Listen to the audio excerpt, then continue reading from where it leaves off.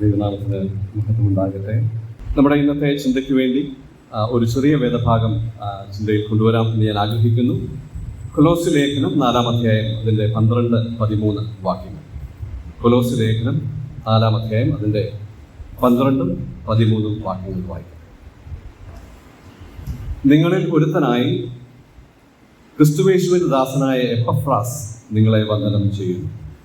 നിങ്ങൾ തികഞ്ഞവരും ദൈവഹിതം സംബന്ധിച്ചൊക്കെയും പൂർണ്ണ നിശ്ചയവുമുള്ളവരായി നിൽക്കേണ്ടതിന് അവൻ പ്രാർത്ഥനയിൽ നിങ്ങൾക്ക് വേണ്ടി എപ്പോഴും പോരാടുന്നു. നിങ്ങൾക്കും ലവദിക്കക്കാർക്കും ഏരിപ്പുലിക്കാർക്കും വേണ്ടി അവൻ വളരെ പ്രയാസപ്പെടുന്നു എന്നുള്ളതിന് ഞാൻ സാക്ഷി. അപ്പോസ്തലനായ പൗലോസ് കൊലോസ്യർക്ക് ലേഖനം എഴുതുമ്പോൾ അതിൻ്റെ അവസാന അധ്യായത്തിൻ്റെ അവസാന ചില വാക്യങ്ങളിൽ തൻ്റെ 9 സഹപ്രവർത്തകരെ മെൻഷൻ ചെയ്യുന്നതായിട്ട് കാണുവാനായിട്ട് കഴിയുന്നുണ്ട്. നമ്മൾ ഈ 4-ാം അധ്യായത്തിൻ്റെ 9 മുതലുള്ള വാക്യങ്ങൾ നോക്കുമ്പോൾ ഒനേസിമോസിനെ കാണുന്നുണ്ട്, അരിസ്തർഹോസിനെ കാണുന്നുണ്ട്, മർക്കോസിനെ കാണുന്നു, യുസ്തോസ് എന്ന യേശു, എപ്പഫ്രാസ്, ലൂക്കോസ്, ദേമാസ്, നുംഫ, ഇങ്ങനെയുള്ള ചില സഹപ്രവർത്തകരെ താൻ ഇവിടെ എടുത്തു പറയുന്നതായിട്ട് കാണുവാനായിട്ട് കഴിയുന്നുണ്ട്. എന്തുകൊണ്ടാണ് ഇത്ര ഗഹനമായ വിഷയങ്ങൾ അടങ്ങിയ ഈ പുസ്തകം, യേശുക്രിസ്തുവിന്റെ സർവ്വശ്രേഷ്ഠതയെ പറ്റി വിശദീകരിക്കുന്ന വളരെ ഗഹനമായ ഒരു ലേഖനം എഴുതുമ്പോൾ എന്തുകൊണ്ടാണ് ഇങ്ങനെയുള്ള പേരുകൾ അദ്ദേഹം മെൻഷൻ ചെയ്തത് എന്ന് ഞാൻ ഓർക്കുകയായിരുന്നു. ഒരു മാതൃക ലീഡറായിട്ട് നമുക്ക് പൗലോസിനെ ഇവിടെ കാണുവാനായിട്ട് കഴിയും. നമുക്കറിയാം, ഈ ലേഖനം എഴുതുവാനുള്ള ഇൻസ്പിറേഷൻ, റെവലേഷൻ എല്ലാം ലഭിച്ചത് പൗലോസിനാണ്. അദ്ദേഹമാണ് ഈ സഭയ്ക്ക് നൽകേണ്ട ദൈവിക ദൂത് എഴുതി അയച്ചു കൊടുക്കുന്നത്. എന്നാൽ ഒരു കാര്യം നമുക്ക് അവിടുന്ന് വ്യക്തമായി മനസ്സിലാക്കുവാനായിട്ട് കഴിയുന്നത്, താൻ ചെയ്ത ശുശ്രൂഷയിൽ പല നിലകളിൽ തന്നെ സഹായിച്ച ആളുകളെ അദ്ദേഹം ഒരിക്കലും വിസ്മരിക്കുന്നില്ല. എന്താണ് ഒരു മാതൃക ക്രിസ്തീയ നേതാവിൻ്റെ ഒരു പ്രത്യേകത എന്നുള്ളത് നമുക്ക് പൗലോസിന്റെ ജീവിതത്തിൽ കാണുവാനായിട്ട് കഴിയും. ഇവിടെ താൻ തന്നെ എല്ലാ കാര്യവും ചെയ്യണമെന്നുള്ളതല്ല, പ്രാപ്തരായ യുവ സഹോദരന്മാരെ താൻ എക്വിപ്പ് ചെയ്യുന്നതായിട്ട് കാണുവാനായിട്ട് കഴിയുന്നുണ്ട്. താൻ കഴിയുന്നവരുടെ ശുശ്രൂഷകൾ തീരണമെന്നുള്ളതല്ല, തനിക്ക് ശേഷവും ശുശ്രൂഷകൾ തുടരത്തക്കവണ്ണം ശിഷ്യന്മാരെ പരിശീലിപ്പിക്കുന്ന ഒരു മനോഹരമായ ചിത്രം നമുക്കിവിടെ കാണുവാനായിട്ട് കഴിയും. നമ്മുടെയൊക്കെ പ്രാദേശിക സഭകളിൽ മാതൃകയാക്കുവാൻ കഴിയുന്ന നല്ല ഒരു ആശയമാണ് നമുക്ക് പൗലോസിന്റെ ജീവിതത്തിൽ കാണുവാനായിട്ട് കഴിയുന്നത്. നമ്മൾക്ക് ദൈവം കൃപാവരങ്ങൾ നൽകിയിട്ടുണ്ട്, നമുക്ക് ശുശ്രൂഷകൾ നൽകിയിട്ടുണ്ട്. എന്നാൽ സഭയിലുള്ള മറ്റുള്ളവരുടെയും കൃപാവരങ്ങളെ കണ്ടെത്തി അവരെ ആ നിലയിൽ പരിശീലിപ്പിക്കുന്നത് തുടർന്നുള്ള ശുശ്രൂഷകൾക്ക് അത് സഹായമായി തീരും എന്ന് നമുക്ക് കാണുവാനായിട്ട് കഴിയും. നമുക്ക് എപ്പഫ്രാസിലേക്ക് മടങ്ങി വരാം. ഇവിടെ ഈ വാക്യത്തിൽ നമുക്ക് കാണുവാനായിട്ട് കഴിയുന്നത് നിങ്ങളിൽ ഒരുത്തനായി. എപ്പഫ്രാസിന്റെ ഒന്നാമത്തെ ഒരു വിശേഷത നമുക്ക് കാണാനായിട്ട് കഴിയുന്നത്, അവൻ നിങ്ങളിൽ ഒരുത്തനാണ്. എന്തുകൊണ്ടാണ് നിങ്ങളിൽ ഒരുത്തൻ എന്ന് പറയുന്നത്? അപ്പോ പൗലോസ് എപ്പഫ്രാസിന്റെ വന്ദനം കൊലോസ്യ സഭയെ അറിയിക്കുമ്പോൾ പറയുകയാണ്, അവൻ നിങ്ങളിൽ ഒരുത്തനാണ്. എന്നാൽ അതിൻ്റെ അർത്ഥം എന്ന് പറഞ്ഞാൽ എപ്പഫ്രാസ് കൊലോസ്യ സഭയിൽ നിന്നുള്ള വ്യക്തി തന്നെയാണ്. പക്ഷെങ്കിൽ ഇപ്പോൾ ചില കാലങ്ങളായിട്ട് പൗലോസിനോട് കൂടെ ജയിലിലായിരിക്കുന്നു എന്ന് വേണം നമുക്ക് കരുതുവാനായിട്ട്. അപ്പോ ആ എപ്പഫ്രാസ്, നിങ്ങളിൽ ഒരുത്തൻ, കൊലോസ്യ സഭയുടെ ഭാഗമായ എപ്പഫ്രാസ്.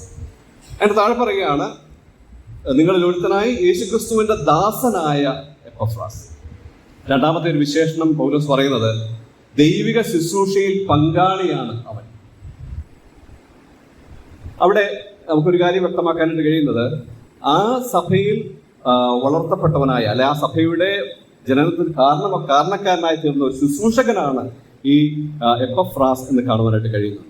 അപ്പോൾ അതിനുശേഷം പറയുകയാണ്, അവൻ നിങ്ങളെ വന്ദനം ചൊല്ലുന്നു എന്ന് പറഞ്ഞാൽ അവൻ ഇപ്പോൾ എൻ്റെ കൂടിയാണ്, അവൻ വന്ദനം തിരിച്ച് സഭയെ അറിയിക്കുകയാണ്. അപ്പോൾ പശ്ചാത്തലമായിട്ട് എപ്പഫ്രാസിന്റെ ഒരു ആശയം നമുക്കിവിടെ കാണുവാനായിട്ട് കഴിയുന്നുണ്ട്. എന്നാൽ അവന്റെ ചില പ്രത്യേകതകൾ തുടർന്നുള്ള വാക്യങ്ങളിൽ കാണുവാനായിട്ട് കഴിയുന്നുണ്ട്. അവന്റെ ചില ക്വാളിറ്റീസ് തുടർന്നുള്ള ഭാഗത്ത് കാണുവാനായിട്ട് കഴിയുന്നുണ്ട്. ഒന്ന്,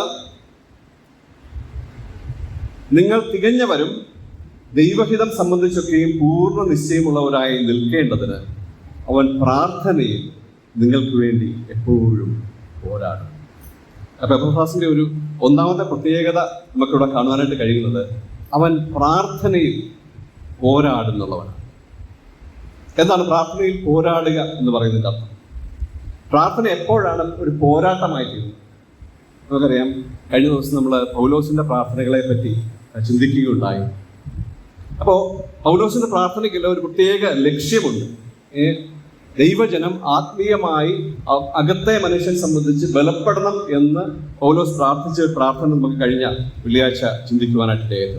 ഇവിടെ എപ്പഫ്രാസിന്റെ പ്രാർത്ഥനയെ പറ്റി പറയുന്നത് അവൻ പ്രാർത്ഥിക്കുന്നു എന്ന് മാത്രമല്ല, പ്രാർത്ഥനയിൽ പോരാടുകയാണ്. എപ്പോഴാണ് പ്രാർത്ഥന പോരാട്ടമാകുന്നത്?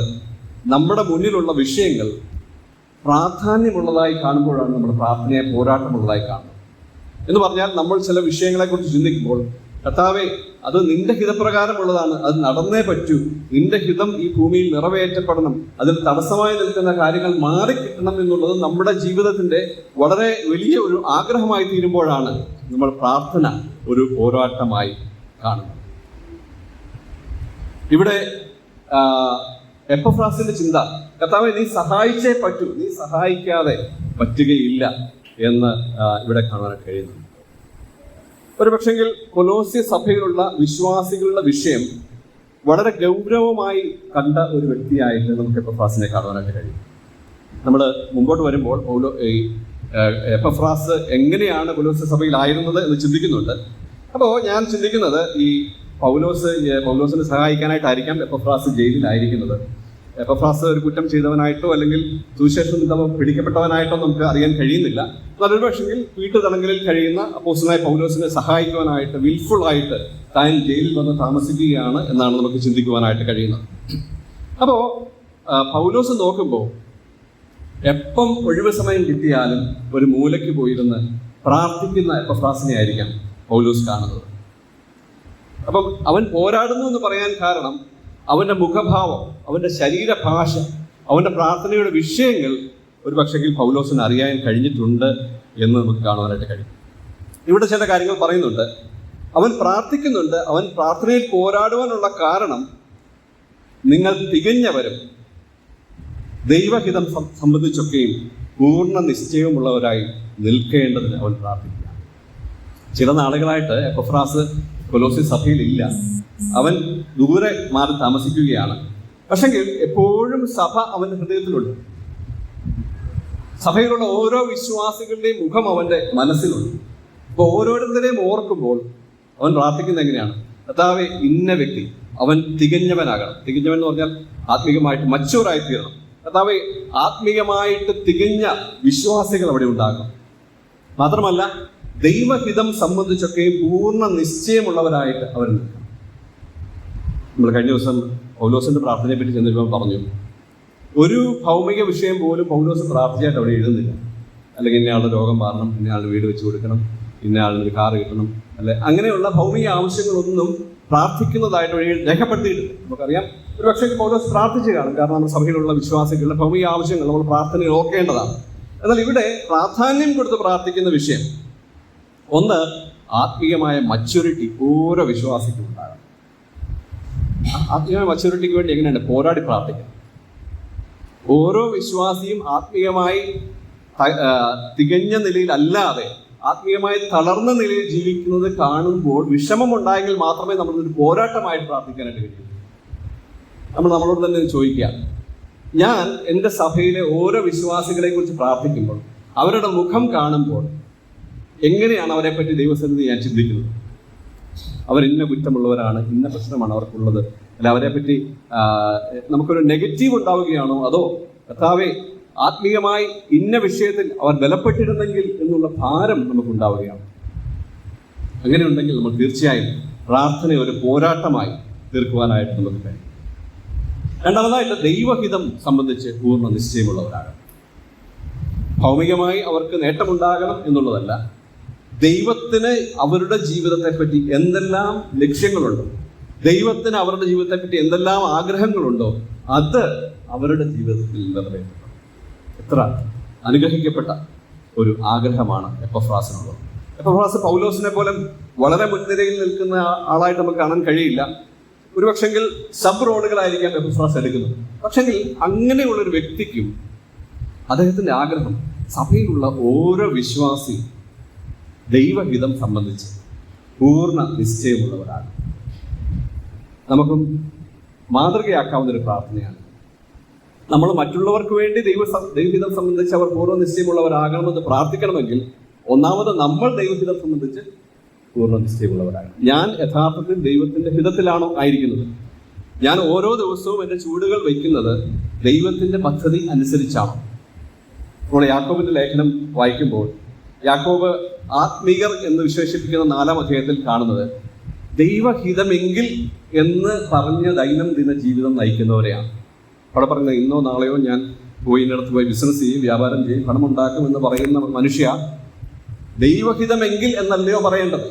എന്ന് പറഞ്ഞാൽ ഭൗമികമായ ബിസിനസിന്റെ കാര്യത്തിൽ പോലും, ഭൗമികമായ ജോലിയുടെ കാര്യത്തിൽ പോലും, ഭൗമികമായ ആവശ്യങ്ങൾ, മക്കളുടെ ആവശ്യങ്ങൾ പറയുമ്പോൾ പോലും എൻ്റെ അനുദിന ജീവിതത്തിൽ ദൈവഹിതം നിറവേറ്റപ്പെടണം എന്ന് ആഗ്രഹിക്കുന്നു. അപ്പോൾ ഈ എപ്പഫ്രാസ് കൊലോസ്യ സഭയിലെ ഓരോ വിശ്വാസികളെയും ജയിലിൽ നിന്ന് പ്രാർത്ഥിക്കുകയാണ്.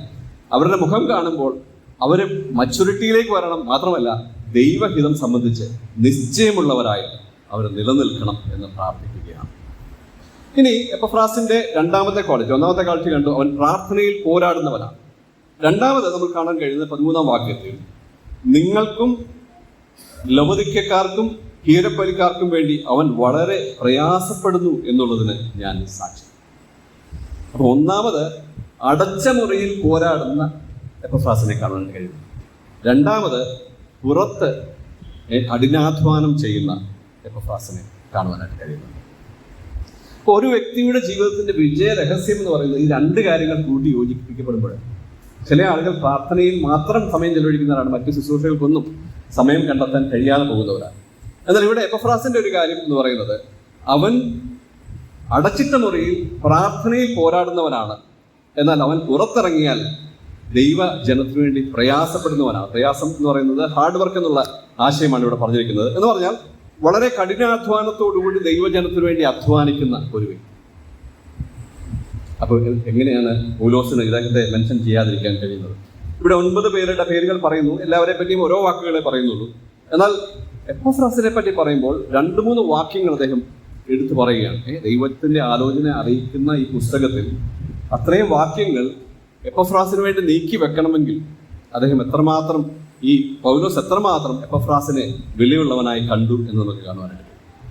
അപ്പം നമ്മുടെ ജീവിതത്തിൽ വിജയ രഹസ്യം ഒന്ന്, അടച്ചിട്ട മുറിയിൽ പ്രാർത്ഥനയിൽ പോരാടണം, പുറത്തിറങ്ങുമ്പോൾ ആത്മീയമായി കഠിനാധ്വാനം ചെയ്യും. അങ്ങനെ ചെയ്യുമ്പോൾ തീർച്ചയായും നമ്മുടെ ജീവിതത്തിൽ വിജയം ഉണ്ടാകും എന്ന് നമുക്ക് കാണുവാനായിട്ട് കഴിയും. ഇവിടെ ആർക്കൊക്കെ വേണ്ടിയാണ് കഠിനാധ്വാനം ചെയ്യുന്നതെന്ന് പറയുന്നുണ്ട്. നിങ്ങൾക്കും ലവദിക്കക്കാർക്കും ഹീരിപ്പലിക്കാർക്കും വേണ്ടി. ഒരു സിറ്റിയിലെ 3 പട്ടണങ്ങളാണ്. ആ 3 പട്ടണങ്ങളുടെയും സഭയുടെ ആരംഭത്തിന് പിന്നിൽ ഈ എപ്പഫ്രാസ് പ്രവർത്തിച്ചു എന്നുള്ളതാണ് വേദപണ്ഡിതന്മാരുടെ അഭിപ്രായമായിട്ടിരിക്കുന്നത്. ഇവിടെ എന്തായിരുന്നു ആ കഠിനാധ്വാനം? നമുക്ക് ഈ വാക്യങ്ങളിൽ കാണുവാനായിട്ട് കഴിയുന്നില്ല. കൊലോസ്യ ലേഖനം 1-ാം അധ്യായത്തിന്റെ 7-8 വാക്യങ്ങൾ വായിക്കുമ്പോൾ എന്തായിരുന്നു എപ്പഫ്രാസിന്റെ ആ കഠിനാധ്വാനം എന്ന് നമുക്ക് കാണാനായിട്ട് കഴിയും. കൊലോസ്യ ലേഖനം തന്നെ 1-ാം അധ്യായത്തിന്റെ 7-8 വാക്യങ്ങൾ നമുക്ക് വായിക്കാം. ഇങ്ങനെ നിങ്ങൾ ഞങ്ങളുടെ പ്രിയ സഹഭൃത്യനായ എപ്പഫ്രാസിനോട് പഠിച്ചിട്ടുണ്ടല്ലോ. അവൻ നിങ്ങൾക്ക് വേണ്ടി ക്രിസ്തുവിന്റെ വിശ്വസ്ത ശുശ്രൂഷകനും നിങ്ങൾക്ക് ആത്മാവിനാലുള്ള സ്നേഹം നിങ്ങളോട് അറിയിച്ചവനും ആകും. അപ്പോൾ അവസാനം മാത്രമല്ല, ആദ്യ ഭാഗത്തും കൊലോസ്യർക്ക് ലേഖനം എഴുതുമ്പോൾ എപ്പഫ്രാസിനെ പറ്റി പറയുന്നുണ്ട്. അവിടെ നമുക്കൊരു കാര്യം മനസ്സിലാക്കാൻ കഴിയുന്നത്, ഈ കൊലോസ്യ സഭയിലെ ആളുകൾ സുവിശേഷം കേട്ടത് എപ്പഫ്രാസ് മുഖേനയാണ്. അവർ വചനം പഠിച്ചത് എപ്പഫ്രാസ് മുഖേനയാണ്. അവർ പരിശീലിപ്പിക്കപ്പെട്ടത് അല്ലെങ്കിൽ ശിഷ്യത്വത്തിന്റെ പാതയിൽ നടത്തപ്പെട്ടത് എപ്പഫ്രാസ് മുഖേനയാണ്. ഒരു പ്രാദേശിക സഭയുടെ വളർച്ചയ്ക്ക് പിന്നിൽ ഒരു വിശ്വസ്തരായ നേതൃത്വം ഉണ്ട് എന്നുള്ളതിന് നമുക്ക് കാണുവാനായിട്ട് എപ്പഫ്രാസ് ഒരു മാതൃകയായിട്ട് കാണുവാനായിട്ട് കഴിയും. അവിടെ വിശ്വസ്ത ശുശ്രൂഷകൻ എന്ന് പറയുമ്പോൾ ഫെയ്ത്ത്ഫുൾ മിനിസ്റ്റർ. വിശ്വസ്തത, ആരോടാണ് വിശ്വസ്തത കാണിക്കുന്നത്? വിശ്വാസികളോട് അവൻ കഠിനാധ്വാനത്തോടുകൂടി ശുശ്രൂഷകൾ ചെയ്യുകയാണ്. വിശ്വസ്തത കാണിക്കുന്നത് ദൈവത്തോടാണ്. ദൈവം ഏൽപ്പിച്ച ശുശ്രൂഷ, ദൈവം ഏൽപ്പിച്ച സഭയിലെ വിശ്വാസികൾ, ആ വിശ്വാസികളുടെ ഓരോരുത്തരുടെയും ജീവിതത്തിലെ ആത്മീയ വളർച്ച ഹൃദയത്തിൽ കണ്ടുകൊണ്ട് അടച്ചിട്ട മുറിയിൽ കണ്ണീരോടെ പ്രാർത്ഥിക്കുകയും പുറത്തിറങ്ങി പ്രവർത്തിക്കുകയും ചെയ്യുന്ന ഈ എപ്പഫ്രാസ് ചെയ്യുന്ന ശുശ്രൂഷ എന്ന് പറയുന്നത് സുവിശേഷം അവരോട് പ്രസംഗിച്ചു, മാത്രമല്ല അവരെ വചനം പഠിപ്പിച്ചു, അതിൽ ഉറപ്പിച്ചു. അതുമാത്രമല്ല, അവരെ പരിശീലിപ്പിച്ചു എന്ന് നമുക്ക് കാണാൻ കഴിയും. എന്ന് പറഞ്ഞാൽ ഈ സഭയിലെ ആളുകൾ ആത്മീയമായി മുൻപന്തിയിലേക്ക് വരത്തക്കവണ്ണം അവരെ പരിശീലിപ്പിക്കുന്ന ഒരു ശുശ്രൂഷ നമുക്കവിടെ കാണാനായിട്ട് കഴിയും. ഇവിടെ അവൻ നിങ്ങൾക്ക് വേണ്ടി എന്ന് പറയുന്ന ആ പ്രയോഗം വളരെ സിമ്പിളായിട്ട് നമുക്ക് തോന്നാം. എന്നാൽ ഒരു കാര്യം മനസ്സിലാക്കാൻ കഴിയുന്നത്, അവൻ അവന് വേണ്ടിയല്ല, അവൻ നിങ്ങൾക്ക് വേണ്ടിയാണ് അധ്വാനിച്ചത് എന്ന് പറഞ്ഞാൽ സെൽഫ്ലെസ് ആയി സ്വാർത്ഥത വെടിഞ്ഞുകൊണ്ടുള്ള ഒരു ശുശ്രൂഷ നമുക്ക് എപ്പഫ്രാസിൽ കാണാനായിട്ട് കഴിയും. അപ്പോൾ ഓരോ സഭയിലും ദൈവം എപ്പഫ്രാസന്മാരെ എഴുന്നേൽപ്പിക്കുന്നുണ്ട്. അവര് കർത്താവിൻ്റെ ജനത്തെ പഠിപ്പിക്കുവാൻ, പരിശീലിപ്പിക്കുവാൻ, അവരെ ആത്മീയമായി മുൻപന്തിയിലേക്ക് കൊണ്ടുവരുവാൻ ശ്രമം നടത്തുമ്പോൾ എത്ര അധികമായിട്ട് സഭകൾ ആത്മീയമായിട്ട് വളരുവാനായിട്ട് ഇടയായിരുന്നു. ആത്മീയ പക്വതയുള്ള, അല്ലെങ്കിൽ നമ്മൾ മുമ്പ് കണ്ടതുപോലെ തികഞ്ഞവരും ദൈവഹിതം സംബന്ധിച്ചൊക്കെ പൂർണ്ണ നിശ്ചയവുമുള്ളവരായി വളരുവാനായിട്ട് സഭ ഇടയായിത്തീരുകയാണ്. വീണ്ടും ഒരു കാര്യം കൂടെ എപ്പഫ്രാസിനെ കുറിച്ച് പറഞ്ഞിട്ടുണ്ട്. അത് 1-ാം അധ്യായത്തിന്റെ നമ്മൾ വായിച്ച വാക്യത്തിൽ, വിശ്വസ്ത ശുശ്രൂഷകനും നിങ്ങൾക്ക് ആത്മാവിനുള്ള സ്നേഹം നിങ്ങളോട് അറിയിച്ചവനും ആകുന്നു. നിങ്ങൾക്ക് ആത്മാവിനുള്ള സ്നേഹം ഞങ്ങളോട് അറിയിച്ചവനും ആകുന്നു. എപ്പഫ്രാസ് ചെയ്ത മറ്റൊരു ശുശ്രൂഷ നമുക്കറിയാം. എപ്പഫ്രാസ് സഭയിൽ ശുശ്രൂഷിക്കുന്ന കാലഘട്ടത്തിൽ പുതിയ നിയമം എഴുതി കിട്ടിയിട്ടില്ല. എന്നാൽ ദൈവത്തിൻ്റെ ദാസന്മാർ, ദൈവത്തിൻ്റെ വെളിപ്പാട് ലഭിക്കുന്ന, ദൈവത്തിൻ്റെ വചനം സ്വീകരിക്കുന്ന ദൈവദാസന്മാരുമായിട്ട് കമ്മ്യൂണിക്കേഷൻ എപ്പഫ്രാസ് നടത്തുകയാണ്. അപ്പോൾ ഈ കൊലോസ്യ സഭയ്ക്ക് എന്ത് ദൈവവചനമാണ് ആവശ്യം എന്ന് അറിയണമെങ്കിൽ എപ്പഫ്രാസിന് പൗലോസുമായിട്ട് കോണ്ടാക്ട് ഉണ്ടാകണം. കാരണം അന്ന് ദൈവവചനം എഴുതി പ്രിന്റ് ചെയ്ത് കൈ കിട്ടിയിട്ടുണ്ട്. അപ്പോൾ നോക്കുക, എപ്പഫ്രാസിന്റെ മറ്റൊരു പ്രത്യേകത എന്ന് പറയുന്നത്, ഈ ദൈവജനത്തിന് കൃത്യമായ, വളരെ തെറ്റുകൂടാത്ത ദൈവവചനത്തിന്റെ ആലോചനകൾ കിട്ടണമെങ്കിൽ ദൈവത്തിന്റെ ഇൻസ്പിറേഷൻ ലഭിക്കുന്ന, വെളിപ്പാടുകൾ ലഭിക്കുന്ന ദൈവദാസന്മാരുമായിട്ട് കണക്റ്റഡ് ആകണം. ഒരു പക്ഷെങ്കിൽ പൗലോസിന് ഈ കൊലോസ്യ സഭയുമായിട്ട് നേരിട്ടൊരു ബന്ധമുണ്ട് എന്ന് നമുക്ക് തോന്നുന്നില്ല. എപ്പഫ്രാസ് മുഖേനയായിരിക്കാം പൗലോസിന് കൊലോസ്യ സഭയുമായി ബന്ധമുണ്ടായത് എന്ന് നമുക്ക് ചിന്തിക്കാനായിട്ട് കഴിയും. എന്തുകൊണ്ടാണ് ഈ കൊലോസ്യയിൽ കിടക്കുന്ന എപ്പഫ്രാസ് ജയിലിൽ കിടക്കുന്ന പൗലോസിനടുക്കെ പോകുന്നത്? ഒന്ന്, പൗലോസിനെ ഹെൽപ്പ് ചെയ്യണമെന്നൊരു ആഗ്രഹം ഉണ്ടായിരിക്കും, ശുശ്രൂഷയിൽ സഹായിക്കണമെന്നൊരു ആഗ്രഹം ഉണ്ടാകും. മറ്റൊന്ന്, ഈ കൊലോസ്യ സഭയ്ക്ക് ആവശ്യമായിട്ടുള്ള ദൈവിക ആലോചന പ്രാപിക്കണമെങ്കിൽ ഈ പൗലോസുമായിട്ട് കണക്റ്റഡ് ആകണം. അതുകൊണ്ടാണ് ഇവിടെ പറഞ്ഞിരിക്കുന്നത്, നിങ്ങൾക്ക് ആത്മാവിനുള്ള സ്നേഹം ഞങ്ങളോട് അറിയിച്ചവനും ആകും എന്ന് പറഞ്ഞാൽ പൗലോസിനെ പോയി കൊലോസ്യ സഭയുടെ ആവശ്യങ്ങളെല്ലാം അറിയിക്കുന്ന ഒരു എപ്പഫ്രാസിനെ നമുക്ക് കാണുവാനായിട്ട് കഴിയും. എത്ര നല്ല മാതൃകയാണ് നമുക്ക് എപ്പഫ്രാസിൽ ഇവിടെ കാണുവാനായിട്ട് കഴിയും. ഒരു പക്ഷെങ്കിൽ നമ്മൾ ഓർക്കും, ഇത് ഒരു പക്ഷെങ്കിൽ ശുശ്രൂഷകൾ ചെയ്യുന്ന ആളുകൾക്ക് വേണ്ടിയുള്ളൊരു ഒരു മാതൃകയായിട്ട് നമ്മൾ എടുത്താൽ മതിയല്ലോ എന്ന്. അല്ല, ഇവിടെ എപ്പഫ്രാസിനെ കാണുവാൻ കഴിയുന്ന പൗലോസിനെ പോലെ ഏറ്റവും മുൻനിരയിൽ നിൽക്കുന്ന ഒരു വ്യക്തി എന്നുള്ള നിലയിലല്ല, ദൈവത്തിന്റെ ശുശ്രൂഷകൾക്ക് ചുമൽ കൊടുക്കുന്നു എന്നുള്ള ഒരു ശുശ്രൂഷ ചെയ്യുന്ന വ്യക്തിയായിട്ടാണ് എപ്പഫ്രാസിനെ കാണുവാനായിട്ട് കഴിയുന്നത്. അതുകൊണ്ട് നമുക്ക് ഓരോരുത്തർക്കും, കൃപാവരങ്ങൾ ലഭിച്ചിട്ടുള്ള ഓരോരുത്തർക്കും എപ്പഫ്രാസ് ഒരു മാതൃകയായിട്ട് നിൽക്കുവാൻ ഇടയായിട്ടുണ്ട്. ഒന്നാമത്, എപ്പഫ്രാസ് തൻ്റെ ജീവിതത്തെ വിശുദ്ധമായി സൂക്ഷിക്കുന്ന വ്യക്തിയാണ്. അതുകൊണ്ടാണ് മറ്റുള്ളവർ തികഞ്ഞവരും ദൈവഹിതം സംബന്ധിച്ചൊക്കെയും പൂർണ്ണ നിശ്ചയമുള്ളവരാകണം എന്ന് അവൻ ആഗ്രഹിക്കാൻ കാരണം താൻ അതിനുവേണ്ടി വ്യക്തമായി ആഗ്രഹിക്കുന്ന വ്യക്തിയാണ്. അതുകൊണ്ട് നമ്മുടെ ജീവിതത്തിൽ നമ്മൾ ചിന്തിക്കേണ്ട കാര്യം, എൻ്റെ ജീവിതത്തിൽ ഞാൻ യഥാർത്ഥത്തിൽ ആത്മീയമായ മച്യൂരിറ്റിയിലേക്ക് വളരണം എന്ന് ആഗ്രഹിക്കുന്ന വ്യക്തിയാണ്. എൻ്റെ ജീവിതത്തിൽ ദൈവഹിതം ഒന്നാം സ്ഥാനമായി കാണുവാനായിട്ട് കഴിയുന്ന വ്യക്തിയാണ് എങ്കിൽ നമുക്കും പ്രാർത്ഥിക്കുവാനായിട്ട് കഴിയും, കർത്താവേ, എൻ്റെ സഭയിലെ ഓരോ വിശ്വാസി അവർ ആത്മീയമായ തെർമോമീറ്റർ വെച്ച് നോക്കുമ്പോൾ അതിൻ്റെ ചൂട് ഇച്ചിരി കുറഞ്ഞു നിൽക്കുകയാണ്. അവരുടെ ആ ചൂടൊന്ന് കൂട്ടാനായിട്ട് കർത്താവ് പ്രവർത്തിക്കണം. അതിനുവേണ്ടി നമ്മൾ പോയി ചൂടൊന്നും കൂട്ടിക്കൊടുക്കേണ്ട ആവശ്യമില്ല, പ്രാർത്ഥനയിൽ പോരാടിയാൽ മതി. നമ്മുടെ അടച്ചിട്ട മുറിയിൽ നമ്മൾ ഓരോ വിശ്വാസികൾക്കും വേണ്ടി പ്രാർത്ഥനയിൽ പോരാടുമ്പോൾ ദൈവം പ്രവർത്തിക്കുകയാണ്. രണ്ടാമതായി എപ്പഫ്രാസ് ചെയ്ത കാര്യം, പ്രാർത്ഥനയിൽ പോരാടി മാത്രമല്ല, ദൈവം നൽകുന്ന വെളിച്ചത്തിനനുസരിച്ച്. നമുക്കറിയാം, പ്രാർത്ഥനയിൽ പോരാടുമ്പോൾ നമുക്ക് കൃപ ലഭിക്കും, അല്ലേ? ആ ശക്തി തനിക്ക് ലഭിക്കുമ്പോൾ ആ ശക്തി തന്നിൽ തന്നെ അടക്കി വെക്കാതെ താൻ അത് വിശ്വാസികളുടെ ഇടയിലേക്ക് കൊണ്ടുവരികയാണ്. തനിക്ക് ലഭിച്ച കൃപ അതനുസരിച്ച് അദ്ദേഹം അധ്വാനിക്കുകയാണ്. നമ്മുടെ യുവജനങ്ങൾ ആത്മീയമായി വളരണം, അവർ ദൈവഹിതം സംബന്ധിച്ചൊക്കെയും പൂർണ്ണ നിശ്ചയമുള്ളവരായി തീരണം എന്നുള്ള സഭയുടെ ആഗ്രഹമാണ് യൂത്ത് മീറ്റിംഗ് ആരംഭിക്കണം എന്ന് അവർ ചിന്തിക്കുവാനായിട്ടുള്ള കാരണം. അപ്പോൾ നമുക്ക് യുവജനങ്ങളായിട്ടുള്ള എല്ലാവരും അങ്ങനെ കൂടി വരികയാണെങ്കിൽ അന്യോന്യമുള്ള ആ ആത്മീയ ബന്ധവും കൂട്ടായ്മയും പ്രാർത്ഥനയും നമ്മളെ ആത്മീയമായി ആ ചൂടിലേക്ക് നമ്മുടെ തെർമോമീറ്റർ വെച്ച്, സ്പിരിച്വൽ തെർമോമീറ്റർ വെച്ച് നമ്മളെ നടക്കുമ്പോൾ നമ്മൾ ചൂട് കുറഞ്ഞവരാണ് എന്നായിരിക്കുന്നെങ്കിൽ ഒരുമിച്ചുള്ള ആ കൂട്ടായ്മ നമ്മളെ ശരിയായ ചൂടിലേക്ക്, ശരിയായ താപത്തിലേക്ക് നമ്മെ നയിക്കുവാനായിട്ടിടയായി.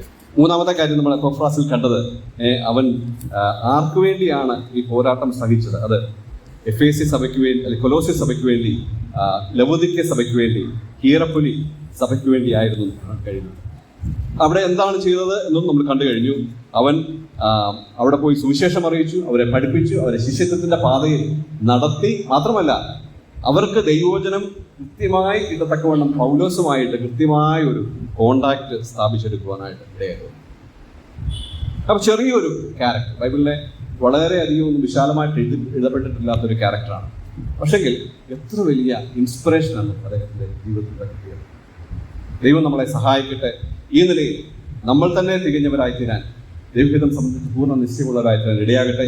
മറ്റുള്ളവർക്ക് ആ നിലയിൽ കൃപ ലഭിക്കേണ്ടത് നമ്മൾ പ്രാർത്ഥിക്കുന്നവരായിട്ട് നമുക്ക് തീരുവാൻ ഇടയാകട്ടെ. ആ നിലയിൽ ദൈവം നമ്മളെ സഹായിക്കട്ടെ. ദൈവം നാമം മഹത്വപ്പെടുമാറാകട്ടെ.